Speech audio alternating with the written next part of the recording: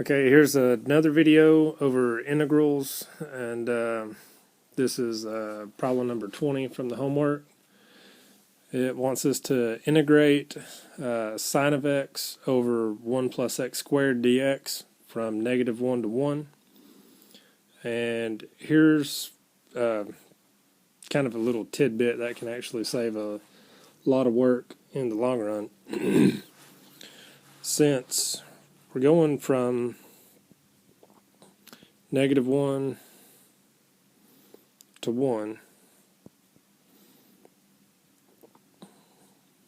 so that means that, some point it's, probably going to pass through 0. And so from -1 to 1, if you end up with an odd function, you're going to have this area over here, and you're going to have this area up here, and they cancel each other out, so you'll have 0. And if you have like a even function like cosine, if you plug in a negative and a positive, this area and this area, you're going to have those, and they're not going to cancel each other out. So, I mean, if you know what you're looking for, it can actually save you a lot of work. If if you have an even function or an odd function, specifically an odd function. So, for demonstration purposes, figuring out if a function is even or odd, well, if you have x cubed, that's pretty easy because 3 is an odd number. And, if you put in a positive number, you're going to get a positive back. And likewise, if you put in a negative number, you're going to get a negative. So, positive and negative cancel each other out, especially going over the same interval. So, likewise, if you have a x squared, which is an even function because 2 is even, then, if you put in a positive or a negative, either or, you're going to end up with a positive. So, looking at it, if we just know our functions, we can see that sine is going to be an odd function, and basically, a sine wave, does this bit.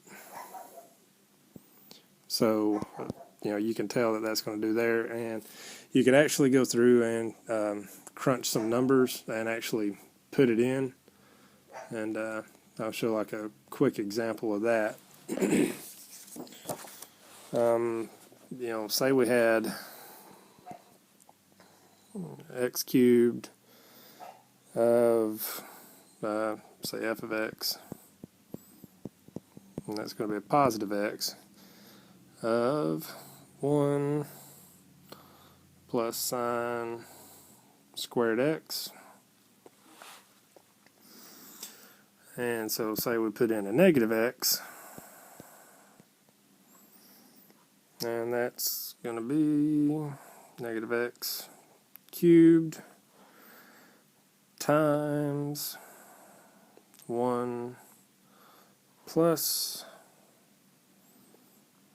sine of negative x squared. Because another way to write, sine squared x, really all you're doing is you're just taking a sine of x squared. So, I mean, that's, two ways that you can write it. So, anyway, if, we take that in, then we could, like, pull out a negative.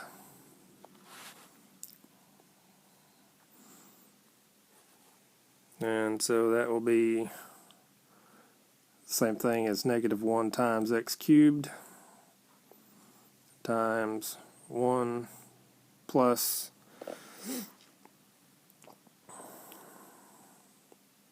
sine squared x, because if you have a negative and a negative multiplied together, you're going to get a positive. And since if we plug in a regular x, which we did here, and then we plug in a negative x, we get a negative f of x, where this is just f of x. So if you plug in a positive x and you have f of x, then if you plug in a negative x and you get negative f of x, then you know that it's going to be odd whenever you have that. And so likewise, I wish there's a better way to erase all this stuff other than pushing back. I could have done another slide, which I probably should have, but well. So that way you could have went back and checked it out.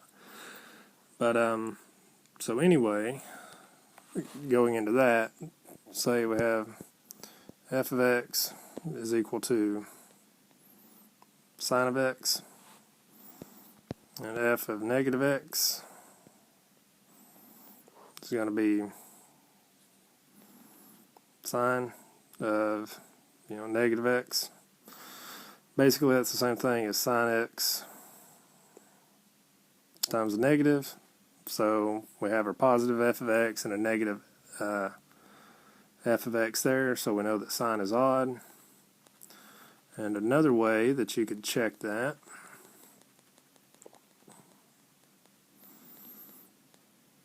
is, like on your graph, if you go a positive pi over 6, then your sine value is going to be 1/2, and if you go a negative pi over 6, then you have a negative 1/2. So I've kind of beat into the ground that sine is an odd function, and if you're just using odds and evens, so technically this is going to be like the integral of from -1 to 1 of an odd over an even, which is going to give us an odd overall. And like I said before, if you have an odd function and your endpoints of your integral are equal distance apart, from going from like -1 to 1 or negative pi over 4 to pi over 4 or anything like that, that those areas will cancel each other out. So the area is going to be 0. So now that we know some things about odd and even functions, really just take a look at your interval that you're trying to integrate over, and you see that those are equal distance, and you see that you're going to have an odd over an even, so ultimately it's an odd function. So you can just write a big fat 0 and you're done.